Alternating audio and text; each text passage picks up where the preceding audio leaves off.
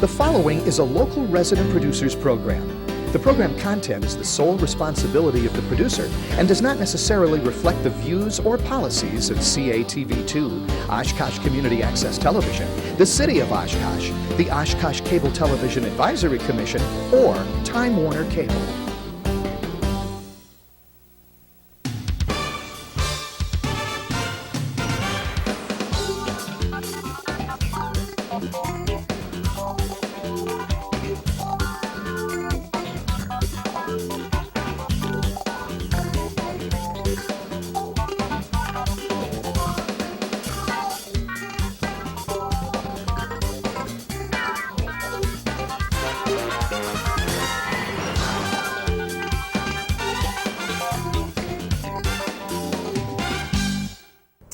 Hi everyone, and welcome to another edition of Eye on Oshkosh. I'm Cheryl Hentz, along with our co-host here, former Oshkosh Mayor and City Councilwoman Melanie Bloechl. Every 4 to 6 weeks or so, we do a special program called Another Viewpoint. It's still Eye on Oshkosh, but it's another viewpoint. In this case, it's our viewpoints, viewers' viewpoints, if they have sent us emails, that kind of thing. And it's time to do another one of those again. Yay, so, it's my favorite. Actually, it's I guess 4 to 6 weeks haven't passed since we did the last one, but there were a lot of things that have come up recently, and we felt that this was probably a good thing to do, to just kind of get these things out, because it's really hard when we've got special guests and special topics. It's really hard to talk about anything else, and there's a lot of things that happen within, a week or a 2-week time period. So anyway, we are doing that here, and incidentally, if there are things that you would like to see us talk about, or there's a complaint that you have about something going on in the city or the county or the state, something that we might be able to help out with, or you just want to air your opinion about something, good, bad, or indifferent, feel free to send it to us at our website. The website address and email addresses are on the screen throughout the program. We'll be happy to either bring it up on the show or make some calls, try and do something. We've had a few people who have contacted us to try and get some things done, and actually we've been pretty successful in getting some things accomplished for these folks. So gee, maybe we should run for city council. Well, and they're done that. That could very well be a possibility coming down the pike. So we'll see. Keep our options open. Is yes, that what you're saying? we always keep our options open. Speaking of city council, I had something else up here. Well, let's do the first thing first. Sure.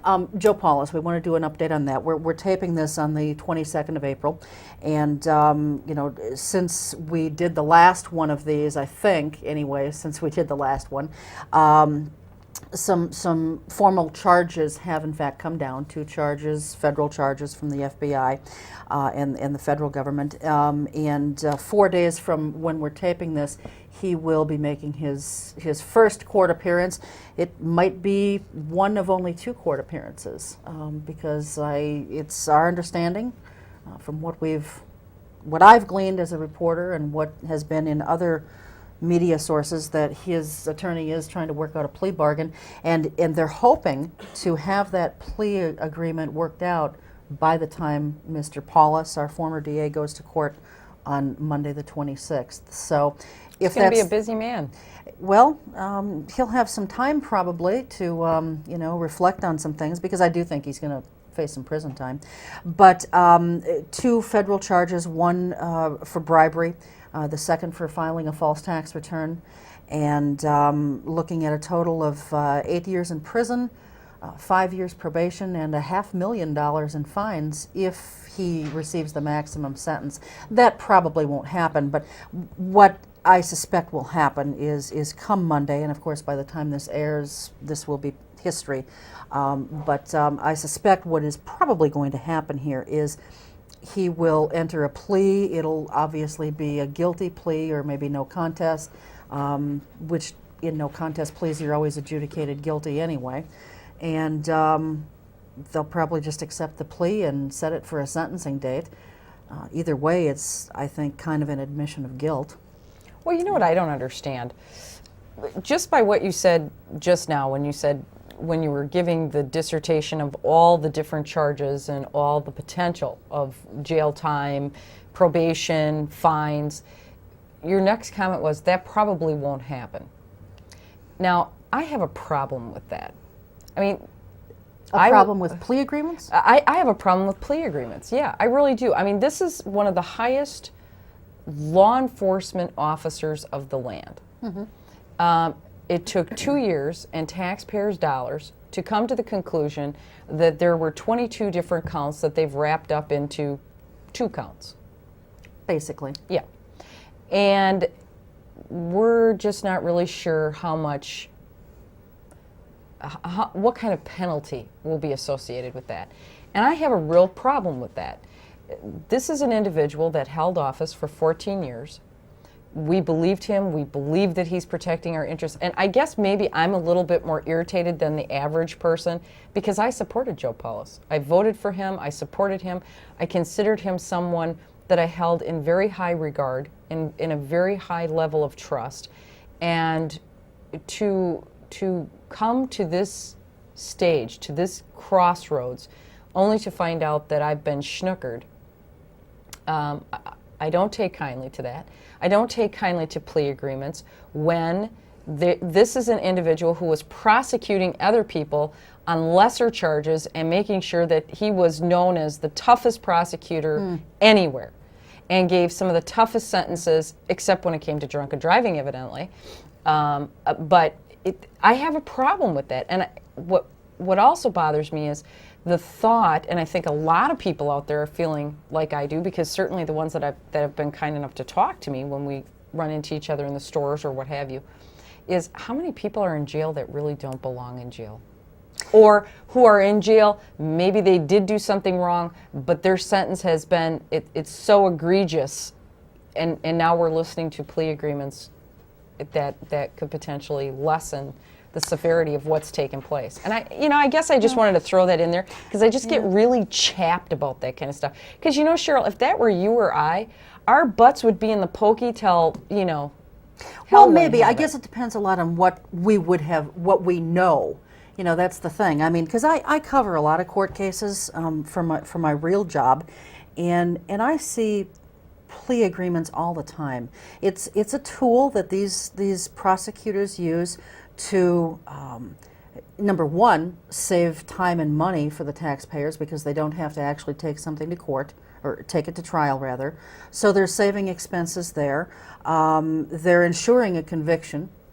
And in addition to that, I just think that it's a way in some cases of getting the bigger fish or catching more fish. I think we should be able to net all the fish, and they should all have to pay. I mean, well, that would be great. I know, and it's not realistic, and I know I'm being idealistic, but it bothers me to no end because these are very educated, college-educated attorneys that Tom Chelkoff, who was on our show earlier, I think said it the most eloquently. These are individuals, these attorneys, these prosecutors have a great deal of knowledge, a great deal of insight. They know the system. People go to them because they're in trouble or need help. And to know that they're educated enough in order to manipulate the law and in cases break the law, I've got some real problems with that. I mean, Well, and I guess here again, I understand the reason for plea agreements, but in Mr. Paulus's case, because you're right, there could be some people sitting in prison who don't belong there. Yes. And some who are there who do belong there, but perhaps they got a tougher sentence than they should have. I mean, these are all suppositions on our part. Correct.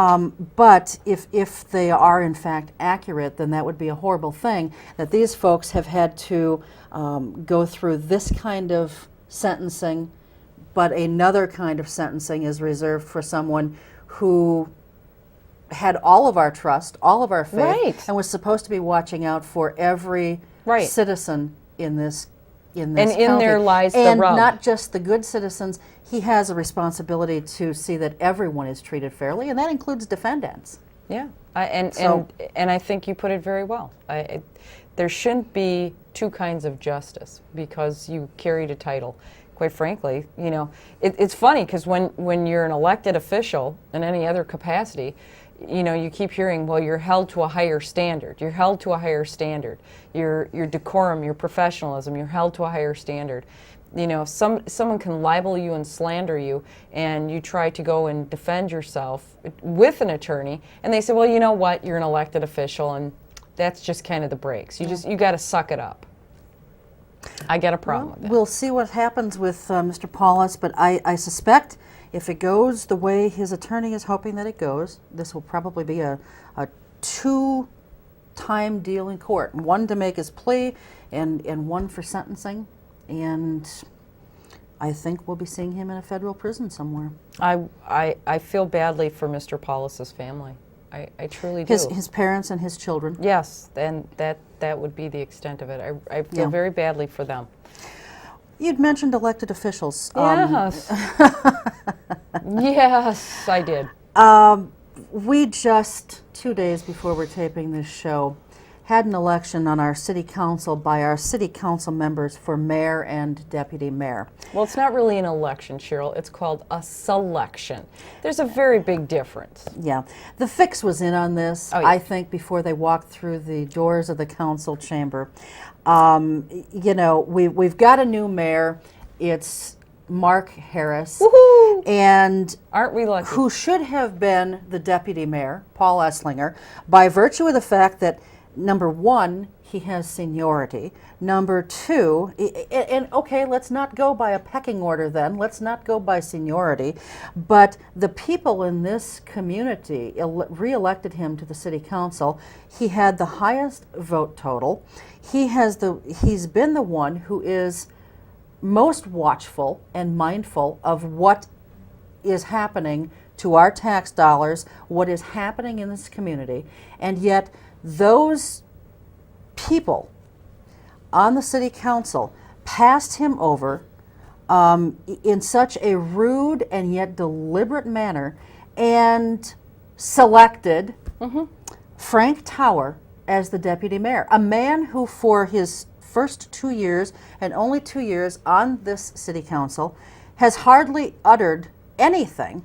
The most we have heard from this man is when he spoke out against the smoking ban last summer, and probably 6 months to 9 months prior to that, when he got up and did a little photographic presentation of, he had traveled to some other communities and he took photos, still photos of curb bump outs in other communities to demonstrate that our curb bump outs here are not an unpopular thing. And when he's been on this show and at the League of Women Voters forums, those are the only times we've heard this man speak, other than to say aye or nay, and once in a while move it, you know. So and yet he is now the deputy mayor. Maybe now he'll actually be forced to speak. I don't know, but to have passed over Paul Esslinger was, you know, once again, this is just wrong. And you know, Shirley Maddox making the comments that she did about how the deputy is the heir apparent, and it takes someone with experience, and it takes someone who knows the city. Mark Harris he's not from here. Frank Tower is not from here. Burke Tower, one of the new member on the council, he's not from here. Paul Esslinger is from here. I mean, go ahead and say, because I'm going to start really getting ticked off here and lose my temper. This is just... Oh, and you won't think I will, huh? Well, I'll give you a chance to kind of do a slow burn. The problem that I have is when the selection process took place for mayor and deputy mayor, one of the things that I don't think most of the public has been aware of is that the restaurateurs actually passed a petition around quite quickly and asked that Mark Harris not be selected because they didn't feel as though he was a good representative. And they articulated very nicely why they felt the way that they did. And it wasn't just about the smoking ban, although the outcome of that smoking ban has been very destructive to them. It was the way Mr. Harris now Mayor Harris, conducted himself in the prelim to the smoking ban. And that was, he promised the restaurateurs that this would not become a political issue, that they would have a stake in the negotiations and any kind of middle ground that could potentially be reached with the Breathe Free people, and just basically lied to them. And people have a tendency to get a little testy when you bald-faced lie to them and you move your political agenda forward without any say-so, especially when there is no city money involved in these restaurants. This is all private investment. These people that have these restaurants are townies. These are people who have been born, raised, and invested in this community. In many cases, if you look at these restaurants, they've been passed down from family member to family member. And these people have scrapped and found a way to survive during some of the toughest economic times that there are, which, by the way, we happen to be going through now, Mr. Mayor, and you haven't taken notice because you've thrust more crap on their plate. But here's what really, really made me happy. In the you're not being honest about the word happy. You are being completely facetious. April 21st, there is a lovely picture of our mayor here, smiling because he got the 5-2 vote of confidence from the city council. In the article, the article reads, Harris's selection as mayor draws some protest. Well, Mr. Harris's comments here, when he talks about how Mr. Esslinger was passed over, this is the comment that he makes to the Northwestern. The party seeking those positions has to be both interested and be viewed by the voting members of the council as the best choice. Really? It's really funny because when this was kind of like deja vu for me when I was watching this, because the same jackass that passed over Mr. Esslinger and nominated Mr. Frank Tower was Bill Castle. And Mr. Castle, I just want to say to you, it seems as though it's business as usual, and history really does have a tendency to repeat itself, because Mr. Castle was the very same person that passed Mr. Youngworth over and passed me over because we didn't fit the image that they wanted for their fair city. And I outlasted them. Well, that's right.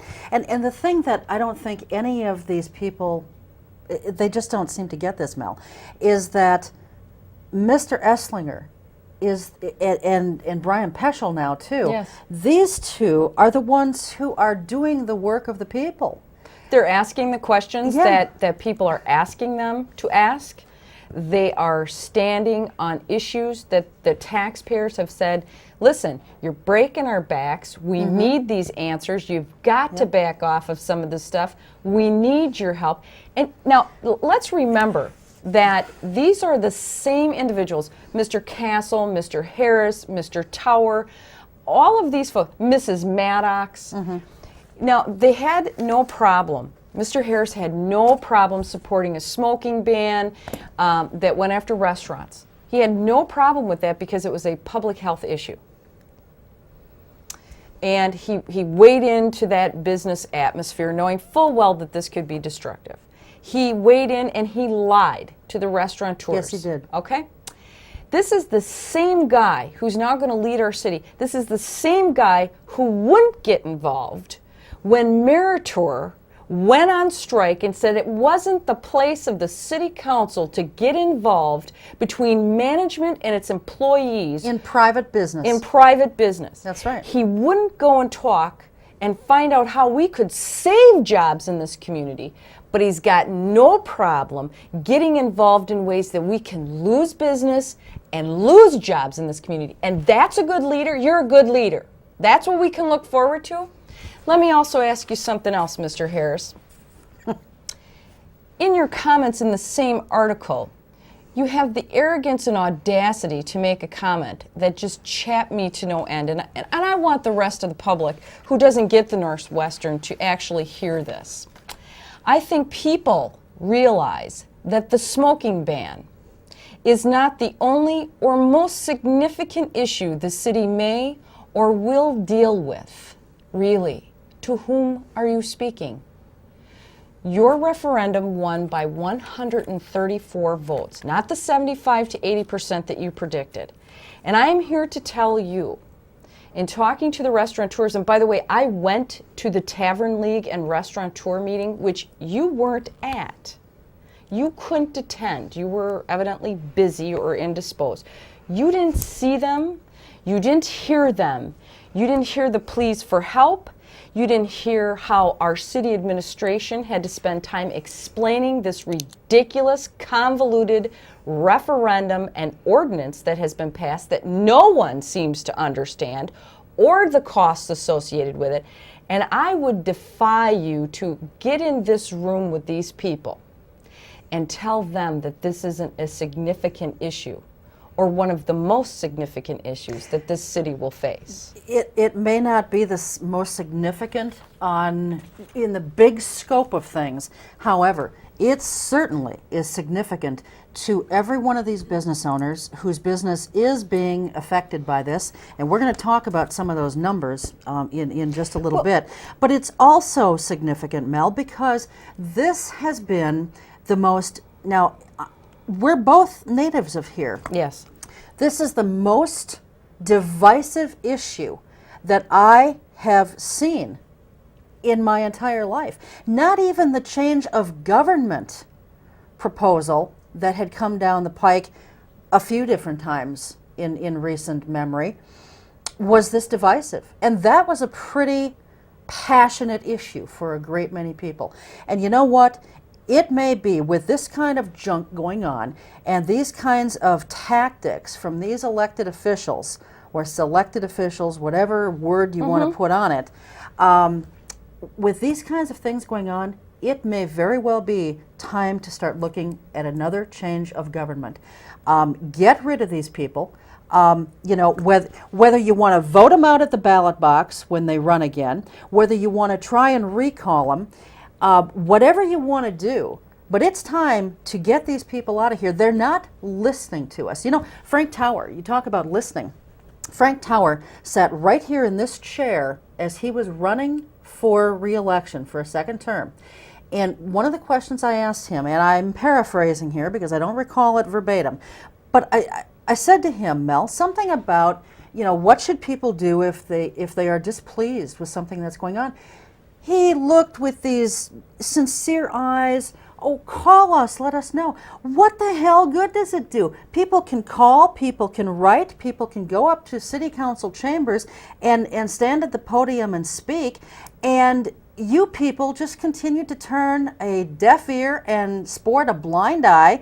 You don't care what they think. If you cared what they thought, you would not have passed over Paul Esslinger for deputy mayor. Obviously, 8,000 and some people in this community think that he is a good enough leader to have reelected him to a third term. You only got reelected to a second term. He should have had the decency and the humility to pass that baton to Paul and to decline accepting the nomination as deputy mayor. It's interesting because we have Shirley Maddox, who sits on the council, and the reason that she ran was a singular issue. She was a nice person. Remember NICE? The Jackson Street people? What's that an acronym for? Neighborhoods, something or other.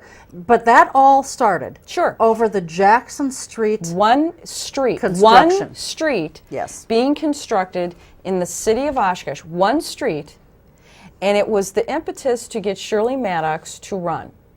Okay? Mm-hmm. Mr. Harris, and Shirley Maddox thinks that Frank Tower is a great selection because he's got experience. 2 years, he's got experience. Well, isn't that interesting? The thing that I have a problem with, like I said, we have a group of individuals who won't get involved to prevent the loss of jobs in this community, will not step over the line, because you know that we can't have that. We cannot interfere between union and management and discussions, but you've got no problem putting a mayor in place that supports and initiates a referendum in this community that has been so divisive and could potentially cost not just the restaurateurs, because, ladies and gentlemen, we don't know what this ordinance being enforced is going to cost our community. You know why? Because Mr. Harris didn't do his homework that the Northwestern says he's so well known for.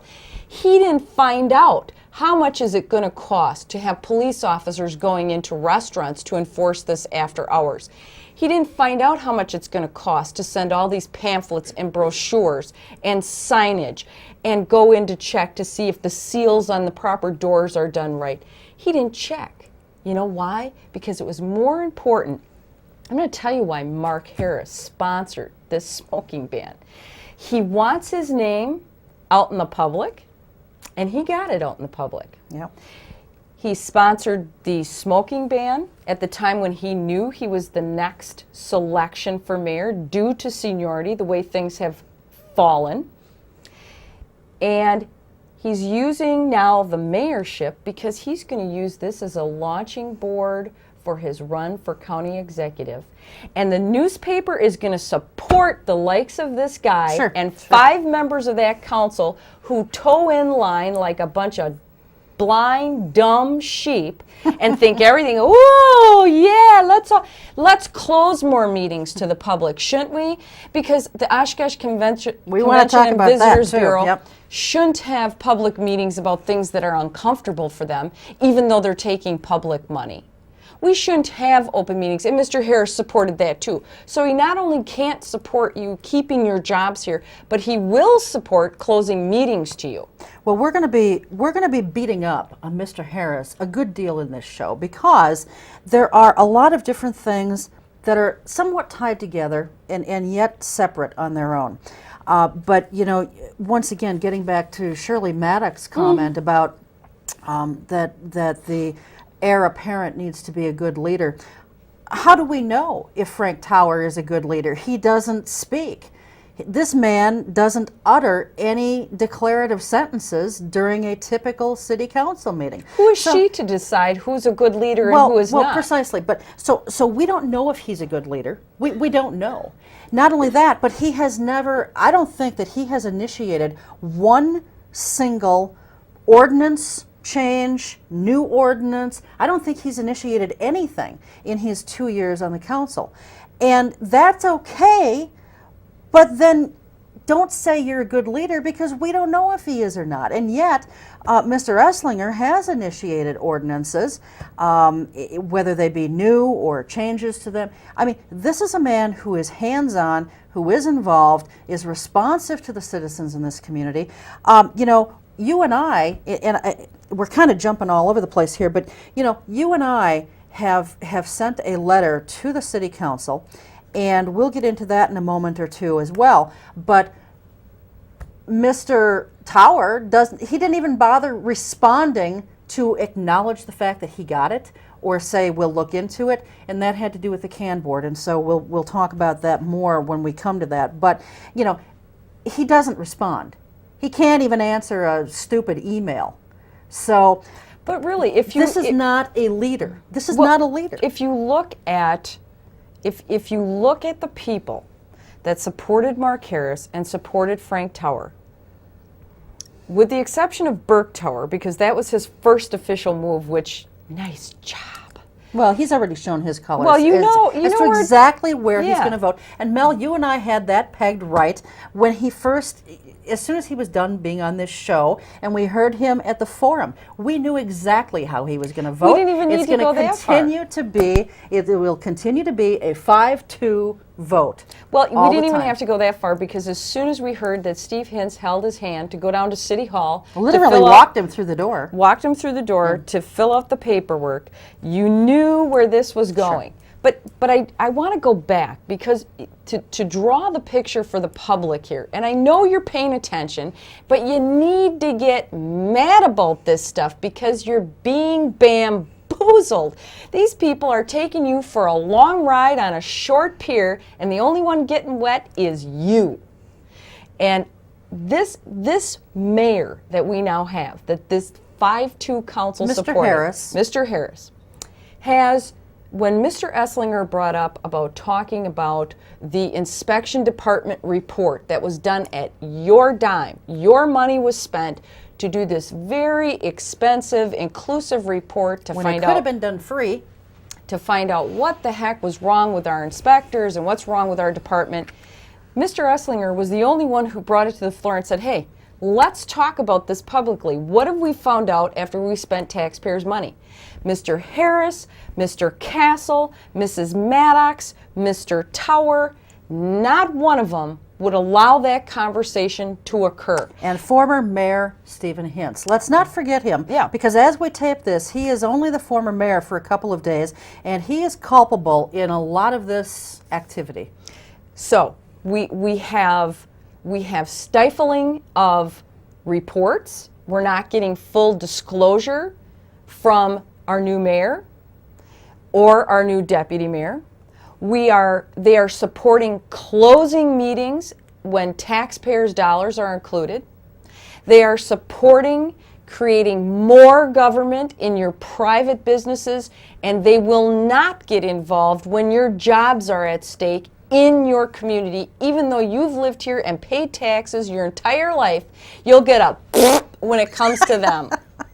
And I gotta tell you, the hypocrisy of these people it's rattled me so much, I swear to God I'm having nightmares about going back to the council. It has reached mammoth proportions. Yeah. The hypocrisy has. Yes. And it may drive you back to the council, and it may drive me to the council. Me. No. Well, something has got to be done. Something has got to be done. But you had mentioned that Mr. Harris, is doing this because of his future run for county executive. You know, we've been hearing rumblings about this for months, and we just heard in the last few days from someone who was actually told by Mark Harris that he does fully intend to run for county executive. So while Jane Vandehei is not our favorite person in the world, nor is Mark Harris, they're both liars, and they both speak with forked tongue, and neither one is befitting of that job. But now, Mr. Harris, he was elected to represent all the people in this community. Correct.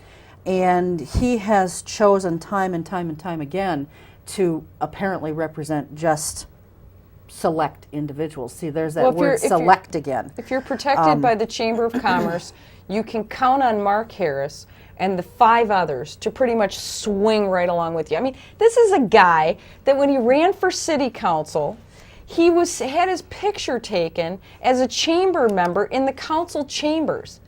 Ta-da! I'm the poster boy for the Chamber of Commerce. And if that wasn't the wrong thing to do, I don't know what is. But here's one thing. Here's a way that we can strike back. In addition to either recalling him, voting him out, whatever we need to do, there are some restaurants who have their commercial accounts at Associated Bank where Mr. Harris works. And I have talked to some of these folks, and they are very seriously considering pulling their accounts from that bank. And Mr. Harris being there, stating that as the reason. And, if citizens are upset about this, and you've got accounts at Associated Bank, feel free to pull the accounts. Mr. Harris has exercised his right to do certain things the way he feels that they should be done. You certainly are not obligated to keep your accounts at Associated Bank. Pull them and go to some other bank. But if you do, make sure that you're telling the bank manager or whoever that you're pulling them because of Mark Harris's position on some of the city council stuff. Yeah. I mean, these are ways that, and I don't have any kind of a complaint against Associated Bank. They're probably a fine bank. But you have to start taking a stand somewhere, and maybe the way to hit Mr. Harris is in the pocketbook. Like he's done to so many others. Right. And if it's the pocketbook of his employer, well, then maybe they will hit him in his own pocketbook. So that's that. Now the smoking ban. Can you tell we were just a little irritated? we are, as we're taping this, we're in day 4 of the smoking ban. And I have made some calls to different restaurants. I have stopped into different restaurants. The ones that I have contacted, and I've been to probably about 9 or 10 of them, these restaurants, their business, since the ban went into effect, are down anywhere from 15 to 48%. Now, the 48% is places where they have a bar. Now, that is a heck of a lot of business to have lost. Now, will some of it come back? You know, maybe a lot of these customers are just saying, you know what, we're gonna make our statement very loud, and we're going to make that statement by going elsewhere. So, okay, maybe they're going to Omro, maybe they're going to Neenah, maybe they're going to Fond du Lac, whatever. That, I'm hoping, will stop at some point, because let's face it, it gets a little old driving those distances for breakfast in the morning or lunch or whatever. I'm not saying we have to not go to these cities ever, because, you know, I go to restaurants in Appleton or Neenah. You know, they have wonderful restaurants in those cities, as we do here. But why should I it be think- down by that much if the non-smokers are out well, partaking of the fresh air? well, they're apparently not. And evidently they're too pure to have a drink, too. Well, evidently, you know. So I'm hoping that these customers will eventually come back, that the business will come back. But the thing is, will it come back in enough time to save some of these businesses? I mean, Then we can talk to Mr. Harris about how he plans to supplement the income and the economic structure and development of our community. Because being the new leader, he'll have to figure it out. I agree. Donations by these local restaurants to certain causes, like the can board, you know, they may start drying up too as a result of the smoking ban, because business owners are no longer sure where their money is going to be used and how it's going to be used, and will it be used against them. And, you know, that's kind of the can board situation. The Confront Addictions Now board historically goes to businesses asking for their support for some of their causes, in particular the Festival of Trees every holiday season. And some of these restaurant owners give of their time and their money to these causes, and yet then the can board turns right around and tries to donate $500 of its funds to Breathe Free Oshkosh, that is going to hurt, and already is apparently hurting, the restaurants. So if you don't know how the money is going to be used and how it may hurt you, these folks have told us, they've told us right out, they are going to stop giving to some of these causes. So, you know, I know I am. these particular causes, I guess you're going to have to go through the roster for the can board members and the Breathe Free Oshkosh members, and, you know, maybe you'll have to ask them to pony up a little bit more money, because I don't think that it's going to be coming quite in the amounts that it was. Well, they don't from have it. some of these restaurant owners. Well, that's true, and I want to make one other comment about the can board. At the, well, as we tape this, it is the last council meeting. By the time this show airs, it'll be the second to the last council meeting. But Mr. Harris, during council member statements, this was the most asinine comment that he could have made about the can board giving this $500, albeit eventually returned, to the Breathe Free Oshkosh cause. And he made a comment, and again, Mr. Harris, I apologize, I don't have your tape here to refer to, so I'm going to paraphrase again. I know you don't like it when we paraphrase, but that's okay, because it's our show and we can. He made a comment, something to the effect of, you know, it wasn't really city money that the can board was giving to Breathe Free Oshkosh. It doesn't have to be city money, Mr. Harris. They are, as of this point in time still, a city chartered board, and therefore it's illegal. Now, you may work in a bank, but you're an attorney. You brag about your jurisprudence degree, and if you can't understand it, then I don't know. I don't understand why you don't seem to understand about this being illegal. And frankly, it doesn't matter if the money came from Joe Blow down the street or the President of the United States. The fact of the matter remains, if it's an illegal donation, it's an illegal donation. And some of the money probably came from the very restaurant owners that are being hurt by this ordinance that you supported. And so I don't understand it, but shame on him for making that kind of a comment. And then he added to that those of us on TV and in the local media have been misleading people by things we're saying. If anyone's misled anybody, Mark, it's you. I mean, you mislead people time and time and time again. We have said nothing but the truth. We never sat here and said that this was city money. What we said is they're a city chartered board, and that is precisely what they are, at least as of right now. Melanie and I have sent a letter to the city council asking that their charter be stripped. And that's the other thing. There's been no word from some of these city council members about that. We received an email from Mark Harris. We've received an email from Shirley Maddox saying that, she was going to look into it. She was going to think about our letter. Mark simply said that, the CAN board may be wanting to pull away from the city on their own. Paul Esslinger and Brian Peschel were here on the show to discuss it, and they've discussed it with us privately. But from our deputy mayor, Frank Tower, there's been nada, zip, zero word about our letter. Bill Castle, nothing. And former Mayor Stephen Hentz, nothing. And he was still the mayor when we sent the letter. Now, this is the other thing that I thought was kind of comical is, Shirley Maddox, I thank her for writing and responding that she had gotten it and was going to consider it, but she had asked if we'd be willing to, be a little patient because she needed to do some personal things like getting taxes done. Well, now that came just a day or two prior to the 15th of April, and yet we sent that letter to them on the 4th of April. Mm-hmm. We sent it by email on April 4th. Their council packets, coincidentally, came to her just a few days before that Tuesday meeting. Now, she had less time to consider every single thing in that council packet that they were going to vote on that night. And she didn't need to, after getting her email asking for more time, gosh almighty, I half expected her to ask that every single thing on the council agenda be laid over to a future meeting because of taxes.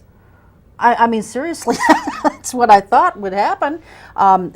I say that tongue in cheek, of course, but that is kind of because I can.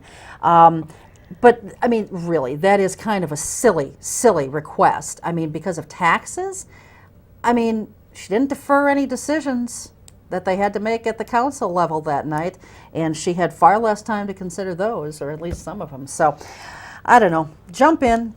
Well, as you know, because you were sitting there with me, I had actually attended that council meeting because I wanted to see what the council members. Being an ex-council member, it's difficult because you try to stay out of the council chambers. After 11 and a half years, having a front row seat every Tuesday night, you want to make sure that when you do visit the council chambers, it is those things that you feel most pressed about. And this was one of those things that I felt pretty pressed about. Open meetings law violations are something that I really take pretty seriously. Mm-hmm. So when I approached the council and I said, what are you going to do about it, basically? You know what's been going on, and yet 2 weeks after the fact, there's nothing on the agenda for you to make a move or decide whether you want to strip the charter or what have you. And Mayor Stephen Hentz at that time said, well, Melanie, there has been some rumblings that the CAN board may want to remove its own charter. And I said, well, how nice for you. Have you had these conversations with them that you know? He said, well, no, Don Kuchera has actually gone and talked to the city attorney. And I said, so where are we? And we're nowhere. So at this juncture, after all of this time, we have heard nothing. Nothing's been done until now. Right. And in the meantime, None of these CAN board members have apologized No. for breaking the law. And I asked and, that if and they did. holding illegal meetings. Yeah. All they can say, or at least the chairman, all he can say is he's disgusted with the city and he's disgusted with the fathers in the community, basically our elected officials. Well, I share his disgust, but for a lot of other reasons. But I'm actually disgusted with the CAN board, and I'm disgusted with Chuck Dinkle, the chairman of the board. So, Well, personally, I just think that at a certain point, these council members, the 5-2 swing, which, with the exception of Esslinger and Peschel, you know who I'm talking about. They don't have the collective courage to jam into a jelly jar. So, you can't be looking for any real courageous moves like, we're not going to stand for any breaking of the law. Certainly not against one of our own city charters, and certainly not against their own friends. So, ladies and gentlemen, this is leadership at its finest. once again, they're setting another precedent. Well, they wouldn't even let's as a bust- council come out and say, hey, they did something they shouldn't do. All Mark Harris did was sit there and say, well, It wasn't city it money. wasn't any city money, so, these people in the media, they're kind of Because misleading people. how do you attach your wagon, as he did with Breathe Free and this whole coalition thing? He's got his wagon attached to the CAN board, who's going down the hill faster than lightning towards illegal activity up the wazoo. The guy's an attorney, and guess what? Now's the new leader of your community, and he can't bring himself to say, you people broke the law. Shame on you. We can't have this. We are leaders of this community, and we're going to stop this. Now, forgive me, but what does that say about the newest leadership? As long as Shirley thinks that there is decorum and kindness, that's all we really have to worry about. We'll all run around covering our butt cheeks and smiling, because we're getting a hosing. We're going to get a hosing that nobody's going to be able to believe. But hey, let's be polite when we stick it to our neighbors, shan't we? I also, gosh, we've only got like 9 minutes left. And we've got so much to do yet. I know. I filed a complaint, as we've discussed on this show before, with the DA's office, asking that the CAN board's activities be investigated. As of this taping now, I've never heard anything from DA Bill Lennon. He never acknowledged the letter. I don't know what it is about these elected officials not acknowledging things, I don't think they like us, Cheryl. Well, I don't care. I'm still a taxpayer, and they need to be accountable. That's just proper professional business etiquette to acknowledge receipt of a letter. Decorum. But in any event, DA Bill Lennon did at least assign this investigation to one of the assistant DAs, an attorney by the name of Jonah Guado, and as of this taping, she has been on vacation. I have left her a voicemail message. I'm sure by the time this airs, I will have heard from her. But if not, we'll be talking about it again. And, in the meantime, I would encourage you folks to call the DA's office and either talk to Bill Lennon or Jonah Guado personally and, just ask what's happening with the CAN board investigation. You had brought up the Oshkosh Convention and Visitors Bureau meetings being closed.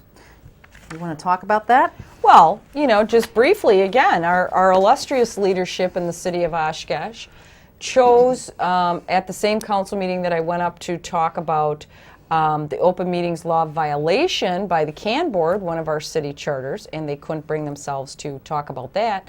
They could bring themselves to talk about the fact that we need to close public meetings, because Eileen Conley-Kiesler came forward and said, gee whiz, sometimes we have to talk about things like, when we get conventions in the city and there might be a hotel or a motel or a restaurant that did something wrong to take somebody off, we don't really want to talk about that publicly. And I have to tell you, Brian Peschel had the best comeback in the world, and it was that quick.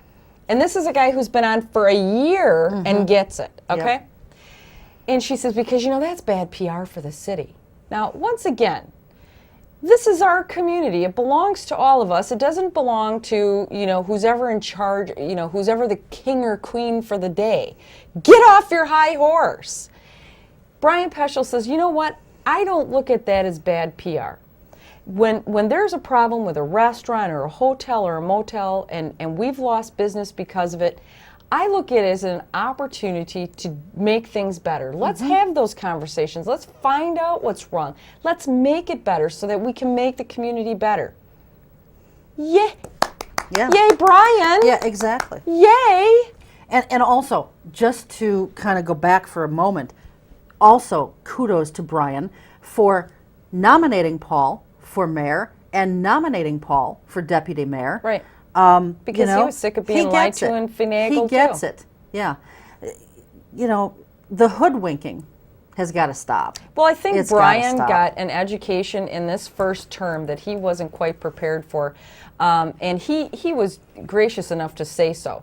He said, I've learned so much in this first term, and he said, and he's learned who he can trust and who he can't trust. Yeah. And I'm telling you, out of the mouths of babes, not that Brian's a babe, but you know what I'm saying, as far as the new guy on the block. Yeah, the freshman council member. That how much he has learned and how much he appreciates the beating that Paul has taken on a regular basis and how much time he has spent doing what he's done, only to get, again, the old shaftola. But it's okay, Paul, because you're in a great club. There's a lot of us. That's right. And there may be more. Yes. Couple other brief notes. Tony Palmieri, Yes. host of Commentary. Although Commentary is not really, I don't think it's really. It's not running now. They're not taping right now. They may be rerunning old shows. I'm not sure. But Tony Palmieri, communications professor at UW Oshkosh, has announced that he is going to run for the 54th Assembly District against Greg Underheim. He's running as a Green Party member, and I know that, you know, the Green Party is a fairly new party. People don't really know a lot about it, and some people have some kind of negative stigma attached to this party. Just it's conjuring up weird thoughts in their minds or whatever. You know, find out more about the Green Party, but I think more importantly than anything, folks, is it is time. It is high time. It is beyond time that we start voting for the candidate and not the party. Tony Palmieri is one of the most honorable, decent, honest, and forthright people that you'd ever want to meet. This man would make such a tremendous representative in Madison for those of us here in the city of Oshkosh who are in the 54th Assembly District. And, you know, I say that even though we have yet to get all the candidates on the show, and certainly we will continue to be fair to every candidate who comes on the show, as we are to anyone, including Breathe Free Oshkosh people. But I just, you know, I think that Tony would just make a wonderful, wonderful candidate. And I hope that you won't let the fact that he's running as a Green Party member deter you from voting for him if you feel he's the best candidate, because that's what it's all about, is getting good representation. And Luann Bird, the former school board member, who's now someone in the, she's something in the League of Women Voters, she has just announced that she's going to be running as a Democrat in the 53rd Assembly District against Carol Owens.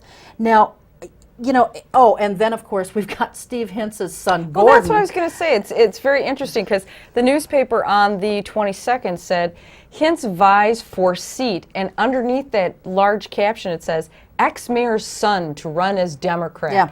I mean, he even Nobody's needs an heard of this guy. He needs an introduction as the ex-mayor's son. Well, now, sure. there's an endorsement. And that's how they'll parade him around probably, Sure. too. But I think the fact that you've got all these people coming out of the woodwork to run against these career politicians is sending a message. Number one, we're not happy with what you people are doing and not doing. And it's time to end the career politics. I think those are the two huge messages that this kind of a slate of candidates is sending, because we're going to end up with primaries in these things. And speaking of one other thing, as we tape this, Governor Doyle, I think it was just yesterday, vetoed a measure that would have put a referendum on the ballot to reduce our county board size. That too came from our good friend, our Greg, illustrious leader, who's busy doing things that Greg Underheim. And Kathy Propp from Breathe Free Oshkosh, and also the League of Women Voters, had written a letter to all of her fellow League of Women Voters members, urging them to contact the governor prior to his vote. And this is what's funny about this, is she said in her letter that this has widespread support in the county. Really, Kathy? Oh my God! I don't know where you find these numbers to make an assertion like that. But here's the thing: you went around and your group went around saying that some 80% of the people in this community wanted smoke-free restaurants. That clearly wasn't the case. I mean, it was such a Obviously, crock. the governor didn't buy it either. Yeah, it was such a crock, it wasn't even funny. And so was this. Well, what I think is funny about all this, Greg Underheim's caption underneath where it says, Gov vetoes the board bill, okay? Underheim's comment is, I trust the public, and clearly the governor does not. Well, you know what I think is funny? I think the governor is a little bit smarter than Mr. Underheim, because Mr. Underheim and people like him who want to reduce the board size have forgotten what kind of people, unfortunately, and if you look at the city council as a shining example of what can happen, are interested in one thing and one thing only, and that is to profit and propagate their own politics, and they will stop at nothing to make sure their like individuals are there, and that opens a can of worms for gerrymandering for those district lines, and I don't trust elected officials enough to give them that kind of power, because they say the electorate once every decade can change. I'm sorry, but let's face it, they do not educate the public enough or give proper information and disclosure for the public to make good decisions on these types of issues. And until they're willing to have open debates on the merits and how they protect us from gerrymandering, this governor did the right thing. Yeah, and and honestly, I mean, I think that the county board size probably does need to be smaller. By how much more, I don't know, but I think it needs to be a little bit smaller. But the hypocrisy with Greg Underheim is he can't get his own house in Madison in order, not on the committees that he's on and chairs, and certainly not within the assembly. When that house gets in order, then maybe worry about what in the world is going on in the county. But until that time, just forget it. Well, and one last thing, because we're running short on time. Yes. It was just on the news the other day that they are potentially bidding for cameras to be put in the Assembly and Senate areas of the Madison. Good. So that they can be on like a C-SPAN thing. Then So we we'll can be see- watching for that, Greg. We want to see how you vote. And we'll see if Carol Owens is sleeping and stuff. That'll be good. All right, that's going to do it. We are out of time. Folks, thanks again for joining us. Keep the cards and letters and the emails coming. We appreciate it. We'll see you next time. For Melanie Bloechl, I'm Cheryl Hentz. Take good care, and until we see you next time, keep your eye on us. We've got our eye on Oshkosh.